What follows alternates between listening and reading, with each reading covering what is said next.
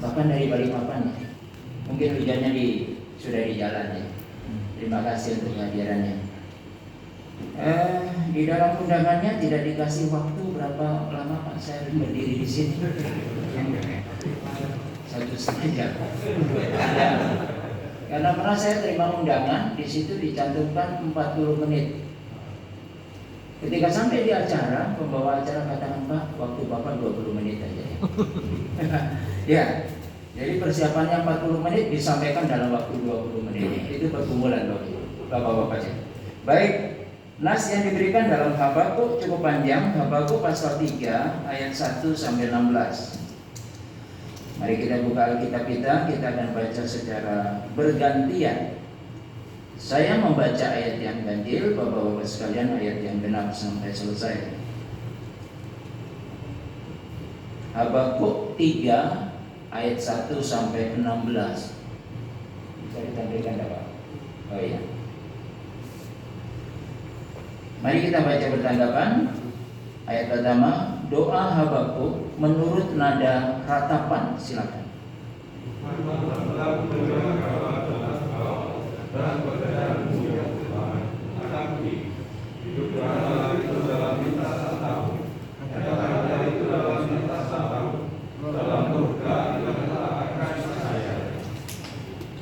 Allah datang dari negeri Teman yang maha kudus dari pegunungan Paran. Keagungannya menutupi segenap langit dan bumi pun penuh dengan pujian kepadanya. Ada di laut seperti cahaya, sinar cahaya dari sisinya, dan di situ tersebut kekuatannya. Mendahulinya berjalan penyakit sampar dan demam mengikuti jejaknya.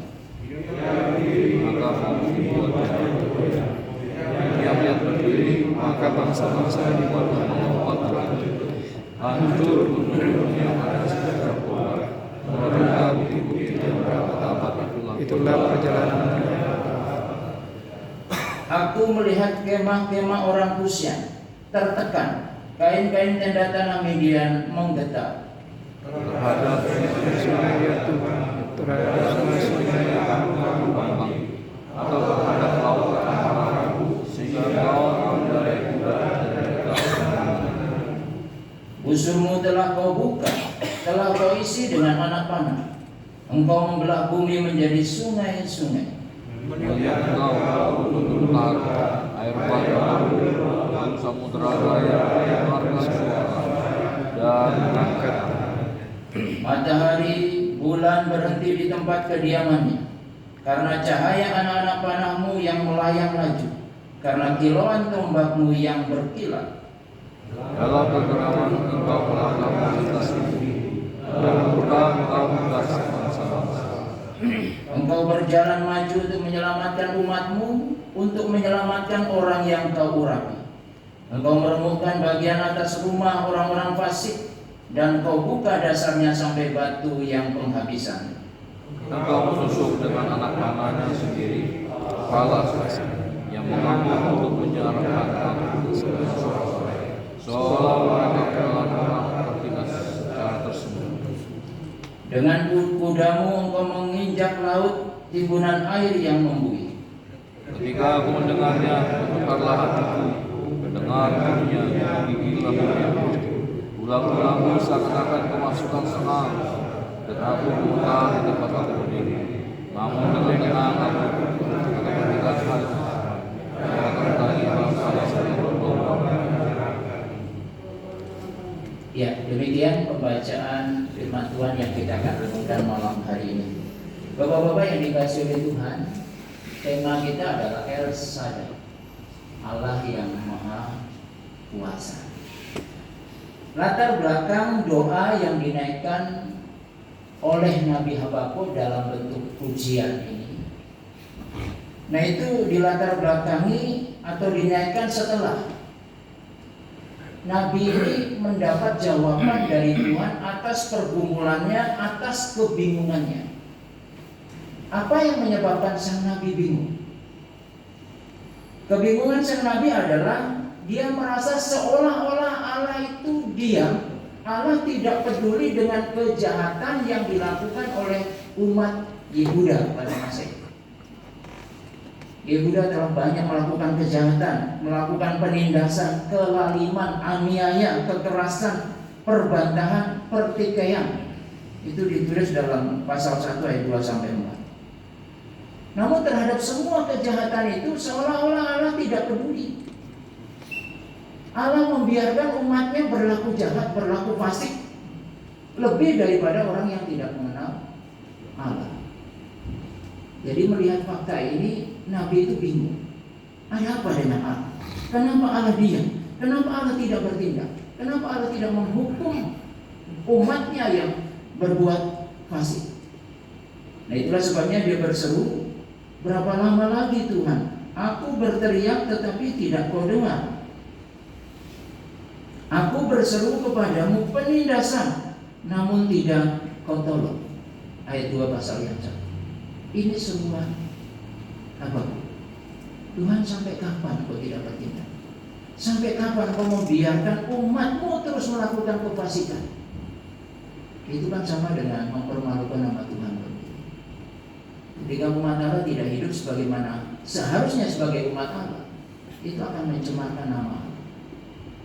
Nah, Habakuk sang nabi yang mencintai keadilan dan kebenaran, dia merasa terganggu, merasa gelisah dengan semua kejahatan yang dilakukan oleh umat Allah itu. Bagaimana mungkin umat Allah itu hidup secara fasik?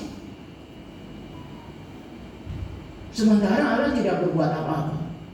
Sementara Allah tidak melakukan apa-apa. Mereka menindas yang lemah. Mereka melakukan kejahatan demi kejahatan. Itu kalau kita baca di dalam Yeskiel itu digambarkan tentang kejahatan itu. Kemudian Habakuk semakin bingung setelah mendengar jawaban dari Allah. Tadi kan bergumul ya, sampai berapa lama? Loh, kenapa bingung?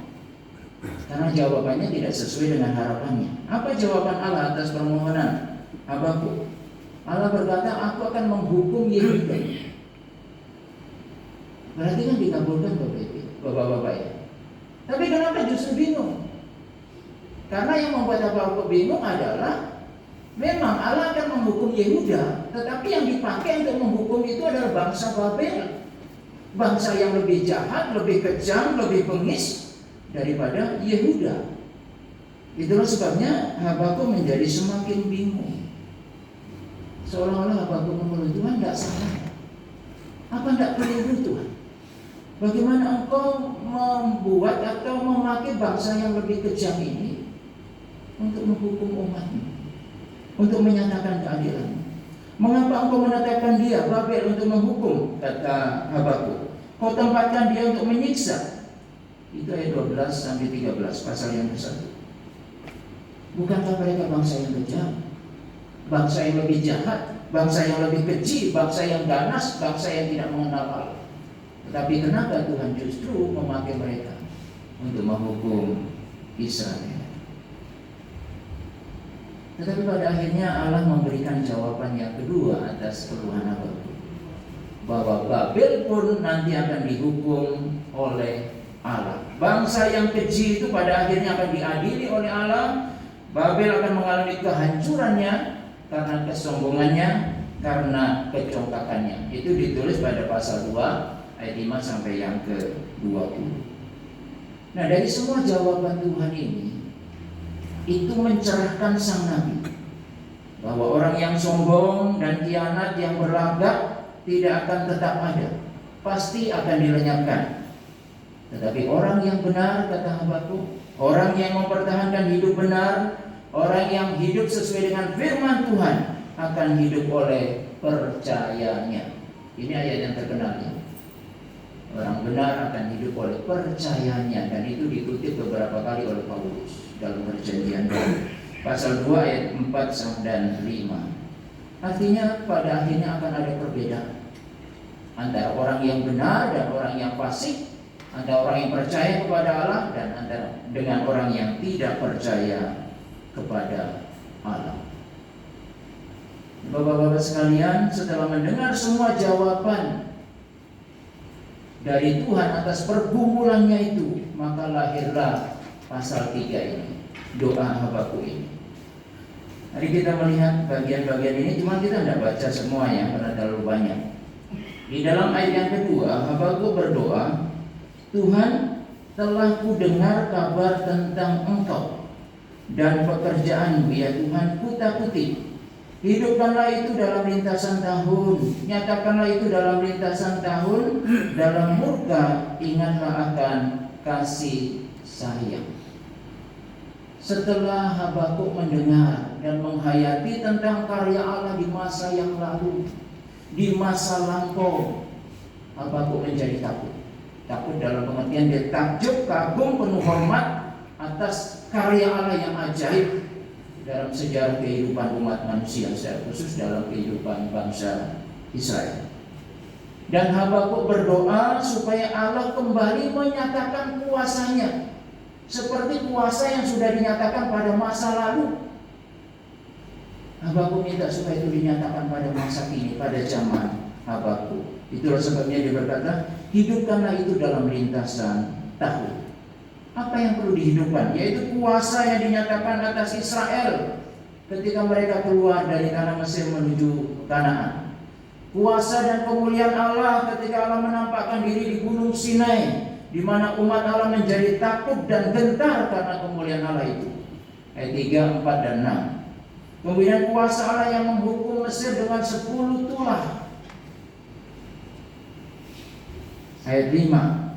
Kuasa Allah yang membelah laut Teberau dan sungai Yordan. Ayat 8. Sehingga mereka bisa berjalan di tanah yang kering.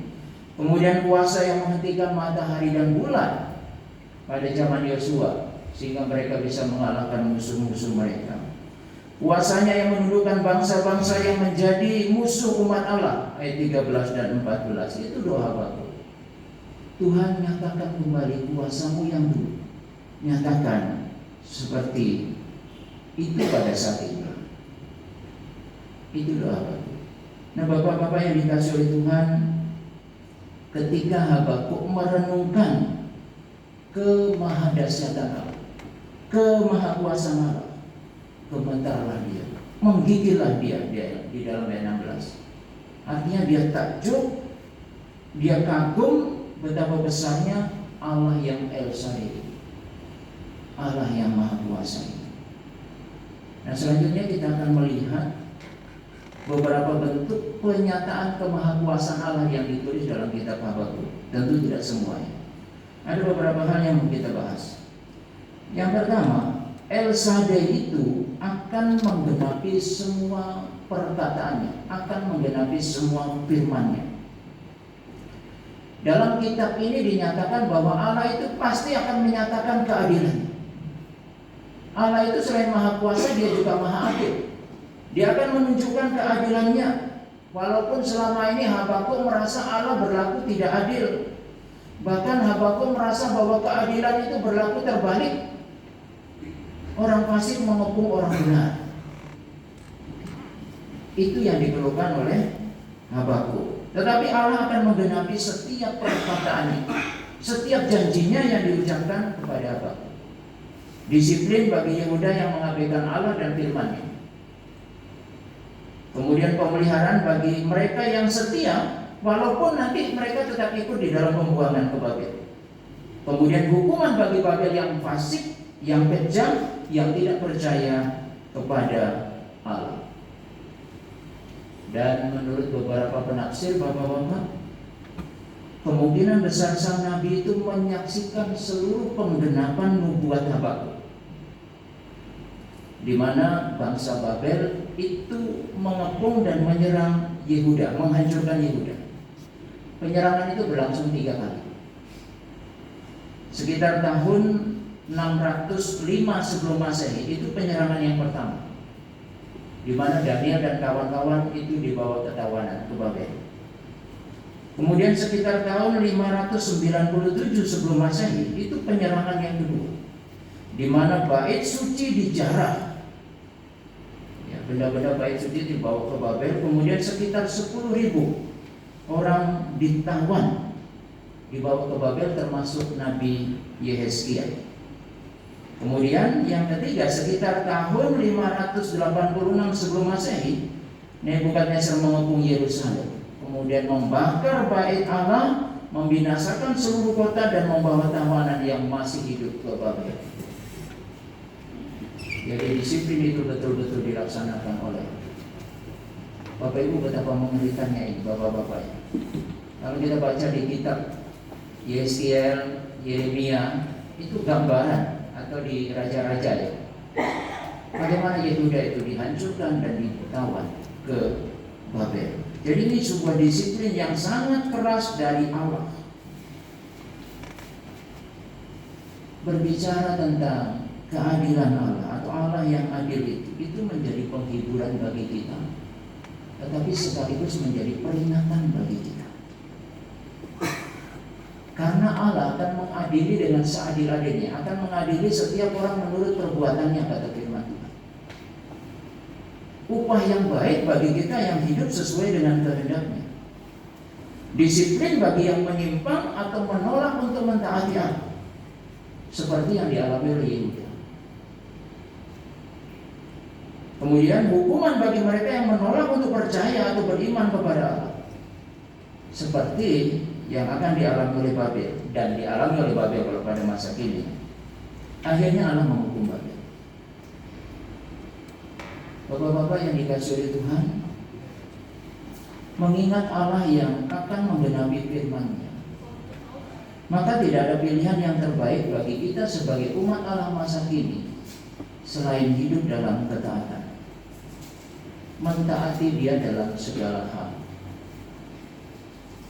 Oleh sebab itu dalam kesempatan yang baik ini, ada baiknya bagi kita semua untuk merenungkan kembali sejauh mana kita sudah mentaati Allah, sejauh mana kita sudah mentaati firman Tuhan dalam kehidupan kita sebagai kaum pria, sebagai suami, sebagai ayah dari anak-anak kita. Kehendak siapa yang lebih kita turuti dalam perjalanan hidup kita?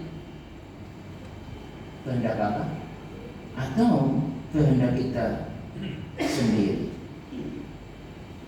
Ketika kita berbicara tentang mengikuti kehendak Allah, bukan berarti adanya pembatasan atas kebebasan dan kemerdekaan kita. Banyak orang yang berpikir bahwa firman Allah itu membatasi kebebasan kita. Kan jangan begini, jangan begitu ya, apalagi berbicara 10 hukum. Jangan membunuh, jangan berdusta, jangan berzina dan lain sebagainya. Seolah-olah kemerdekaan kita dibatasi oleh firman Tuhan. Tetapi sebenarnya justru kebebasan dan kemerdekaan kita itu akan kita peroleh jika kita hidup sesuai dengan kehendak Allah. Kenapa? Karena kita hidup sesuai dengan, ketika kita hidup sesuai dengan kehendak Allah, maka tidak akan ada tuduhan dalam hati kita. Itu kemerdekaan yang sebenarnya. Akan sangat berbeda jika hidup kita tidak sesuai dengan firman Tuhan. Pasti hati kita tidak tenang. Pasti ada rasa bersalah, ada tuduhan-tuduhan dari hati nurani kita ketika kita melakukan kesalahan, ketika hidup kita tidak sesuai dengan firman Tuhan. Pasti hati kita gelisah, kecuali kita sudah menjadi tidak peka lagi. Ya. Jadi selama Roh Kudus mendiami kita, diam di dalam hati kita, Dia pasti akan menggelisahkan kita ketika kita melakukan penyimpangan. Jadi hidup sesuai dengan kehendak Allah bukan untuk membatasi kebebasan kita, tapi justru kebebasan yang sejati itu kita dapatkan jika hidup kita selaras dengan kehendak Allah. Itu yang pertama. Kemudian yang kedua, kemahakuasaan Allah itu dinyatakan dengan cara menyelamatkan umatnya. Bapak Ibu, ini yang paling penting. Ayat 13-14. Ayat 13a saya bacakan. Engkau berjalan maju untuk menyelamatkan umatmu, untuk menyelamatkan orang yang kau urapi. Demikianlah yang dialami oleh bangsa Israel, di mana Allah hadir di tengah perjalanan mereka dari Mesir menuju Kanaan dalam wujud tiang awan pada siang hari, tiang api pada malam hari, sehingga ketika mereka berjalan siang hari tidak kepanasan, ketika berjalan malam hari pun tidak kedinginan. Padang pasir, padang gurun kan ekstrim cuacanya ya. Kalau siang begitu panas, malam begitu dingin. Tetapi dengan adanya tiang awan dan tiang api, mereka boleh menikmati perjalanan itu. Dan sepanjang Mesir sampai ke Kanaan, Allah menyertai mereka. Dan bukan hanya itu, ketika mereka sudah sampai di negeri Kanaan pun, Allah tetap menyertai dan memelihara mereka, membela mereka, baik pada zaman hakim-hakim juga pada raja-raja, ketika mereka sungguh mengandalkan Tuhan. Tapi yang lebih penting adalah Allah menyelamatkan, tentu saja bukan hanya menyelamatkan dari musuh-musuh secara fisik atau kesulitan-kesulitan hidup, tetapi juga musuh-musuh rohani, yaitu dari dosa dan kematian kekal. Ini yang lebih penting. Itu yang Allah lakukan bagi umatnya, juga bagi kita yang hidup masa ini. Itulah sebabnya Allah memberikan hukum-hukumnya, peraturan-peraturannya, yang kita kenal sebagai hukum Taurat pada masa perjanjian lama, supaya mereka melakukan itu dan mereka hidup berkenan di hadapan Allah. Kemudian dalam konteks PB, perjanjian baru, Allah menyelamatkan umatnya dengan cara Allah berinkarnasi menjadi manusia, yaitu manusia Yesus Kristus. Bapak-bapak, saya berharap ketika kita selalu mendengar tentang Kristus, kita menjadi bosan ya. Tapi justru sentral kita, iman kita itu adalah Kristus. Maka gereja harus tetap konsisten memberitakan Kristus, bukan yang lain. Ibarat main bola, yang menjadi intinya itu adalah bolanya itu. Kalau orang hanya berkumpul di lapangan, lari sana lari sini, tidak ada bolanya kan tidak bisa disebut sebagai sepak bola. Ya, demikian juga inti dari kekristenan. Kristus itu yang diberitakan. Yesus yang adalah anak domba Allah itu telah mengorbankan dirinya di kayu salib sebagai kurban yang berkenan kepada Allah, sekali untuk selamanya. Nah, seluruh upacara-upacara dalam perjanjian lama itu telah digenapi, telah dilengkapi, telah disempurnakan oleh Yesus ketika Yesus disalibkan.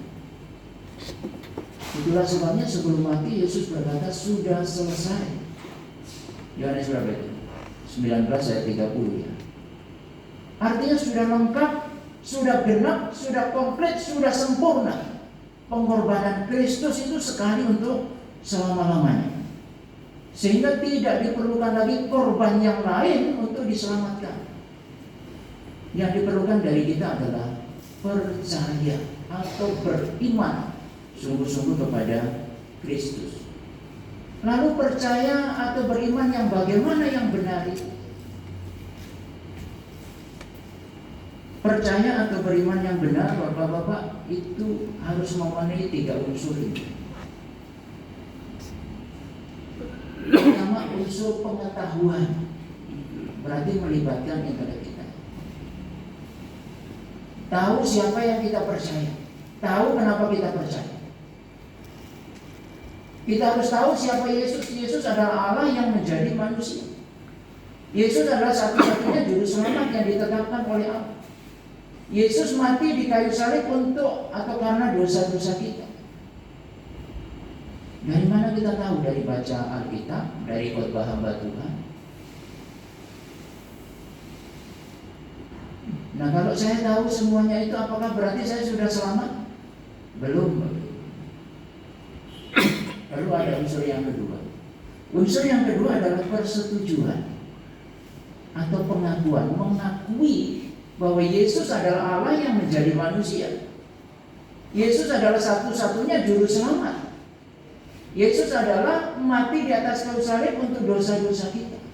Kita harus mengakui itu, menerima itu. Lalu apakah saya sudah selamat? Kalau saya tahu, saya mengakui, belum. Tapi sudah dekat surga Bapak Ibu ya. Ya. Kalau sudah tahu, mengakui, itu sudah dekat. Tapi satu langkah lagi, yaitu pengandalan.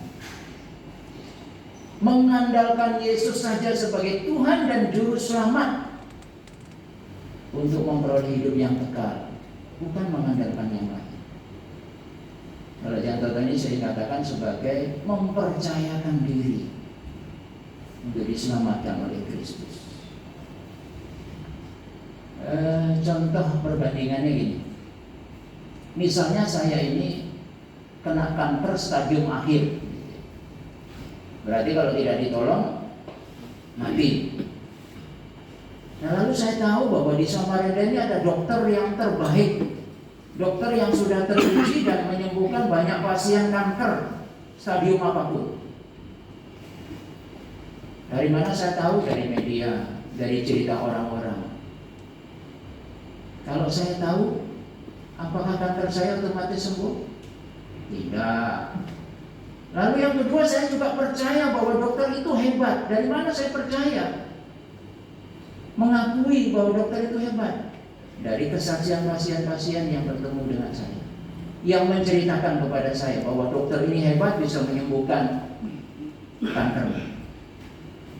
Saya tahu, saya setuju bahwa dokter itu hebat. Apakah kanker saya sembuh? Tidak. Ada satu langkah lagi yang harus saya lakukan. Saya harus pergi ke dokter itu, menyerahkan diri supaya dokter itu merawat saya, mengobati saya. Saya mengandalkan dokter itu. Baru saya dimungkinkan untuk sembuh dari kanker. Demikian juga berkaitan dengan iman. Kita tidak cukup tahu siapa Yesus. Kita tidak cukup percaya dalam hati, dalam pikiran saja ya, mengakui bahwa Yesus adalah benar-benar juru selamat. Tapi ada satu hal yang kita harus lakukan, mengandalkan Dia. Baru terjadilah keselamatan, lahir baru. Jadi Allah yang El Shaddai itu, Allah yang telah menjadi juru selamat bagi kita yang percaya kepadanya. Yang terakhir, El Shaddai itu adalah Allah yang bergaul dan mendengar doa-doa kita. Dia bergaul dengan umatnya dan mendengar doa-doa kita. Allah itu Allah yang maha besar, Allah yang maha kuasa, tetapi Dia mau menjawab pergumulan dari Habakuk, doa dari Habakuk, seorang Habakuk ini. Tadi sudah saya singgung di depan bahwa kitab Habakuk ini berisi seruan, juga berisi dialog antara Allah dan Habakuk. Apa dialognya? Ada pertanyaan pertama Habakuk.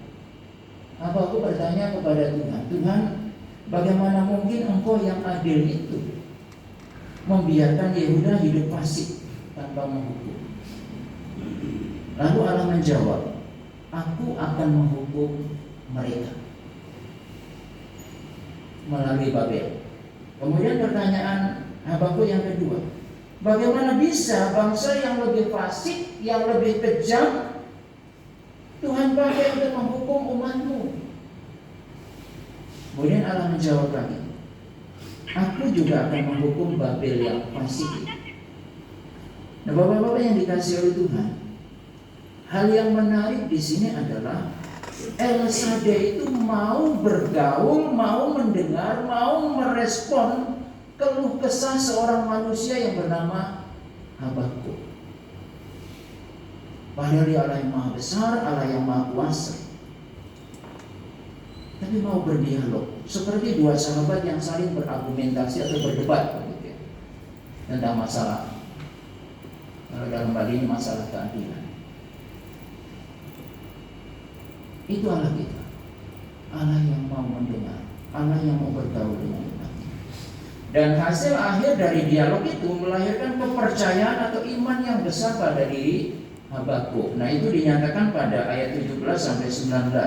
Saya akan bacakan. Ini tentu sudah hafal ya, karena ada lagunya ini. 17 sampai 19. Sekalipun pohon ara tidak berbunga, pohon anggur tidak berbuah, hasil pohon zaitun mengecewakan. Sekalipun ladang-ladang tidak menghasilkan bahan makanan, kambing domba terhalau dari kurungan, dan tidak ada lembu sapi dalam kandang. Namun aku akan bersorak-sorak di dalam Tuhan, beria-ria di dalam Allah yang menyelamatkan aku. Allah Tuhanku itu kekuatanku. Ia membuat kakiku seperti kaki rusa. Ia membiarkan aku berjejak di bukit-bukitku. Habakuk berkata, meskipun sepertinya tidak ada harapan. Pohon ara tidak berbuah, bunga tidak berbuah, sapi domba tidak ada di kandang. Artinya ketika semuanya habis, tidak ada yang bisa diandalkan, tidak ada yang bisa diharapkan. Tetapi hambaku katakan, sukacitaku tidak akan hilang. Aku akan bersukacita di dalam Tuhan. Kenapa? Karena Dia juru selamatku. Karena Allah Tuhanku itu kekuatanku. Jadi Bapak-bapak, perhubungan kita dengan Allah itu akan melahirkan iman yang kokoh, iman yang kuat. El-Shaddai itu bukan pribadi yang jauh dari umatnya, tetapi dia rindu bergaul dengan kita. Dia mau mendengar kita, dia mau berbicara dengan kita, dia mau mendengar keluh kesah kita. Tapi yang menjadi persoalannya adalah seringkali kita yang terlalu sibuk sehingga kita tidak punya waktu untuk bersekutu dengan Tuhan. Padahal Allah Bapa kita rindu memiliki persekutuan yang indah dengan kita sebagai anak-anak. Sama seperti seorang ayah rindu untuk terus berkomunikasi atau ngobrol dengan anak-anaknya. Biarlah melalui momen ini kita diingatkan kembali bahwa Bapa kita merindukan persekutuan yang indah dengan kita. Dia rindu mendengarkan doa kita. Dia rindu mendengarkan keluh kesah kita. Dan dia juga rindu berbicara dengan kita. Jadi Bapak-bapak yang dikasihi oleh Tuhan, itulah beberapa pernyataan atau penyataan El-Shaddai, Allah yang Maha Kuasa ya. Pertama tadi, Dia Allah yang menggenapi semua perkataan, semua firman-Nya, semua janjinya itu akan digenapi. Dia Allah yang menyelamatkan. Dia Allah yang bergaul dengan umat-Nya. Saya percaya, saya yakin kita semua percaya bahwa Allah itu Maha Besar. Allah itu Maha Kuasa atau El-Shaddai. Tetapi entah kenapa ya, sengaja atau tidak, sikap kita seringkali bertentangan dengan keyakinan kita bahwa Allah Maha Kuasa. Apa misalnya?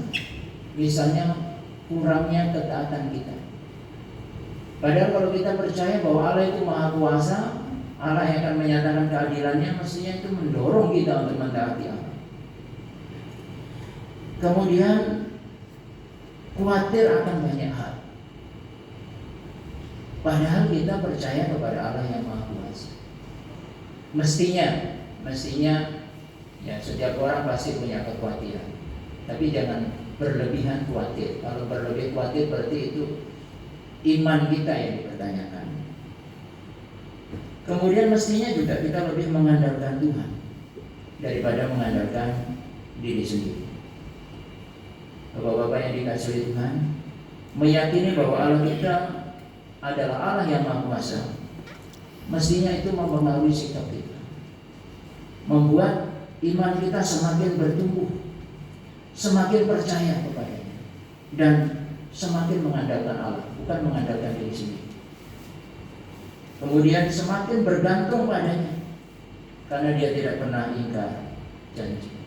Dan semakin belajar taat kepadanya, taat dalam segala hal. Kiranya renungan firman Tuhan ini mengingatkan kita, Allah kita adalah Allah yang Maha Besar, Maha Kuasa. Dia sanggup menolong kita. Dia akan menggenapi janjinya, akan menggenapi firman-Nya. Oleh sebab itu mari kita berusaha hidup sesuai dengan kehendak-Nya. Tuhan menyertai dan memberkati kita semua. Amin. Mari kita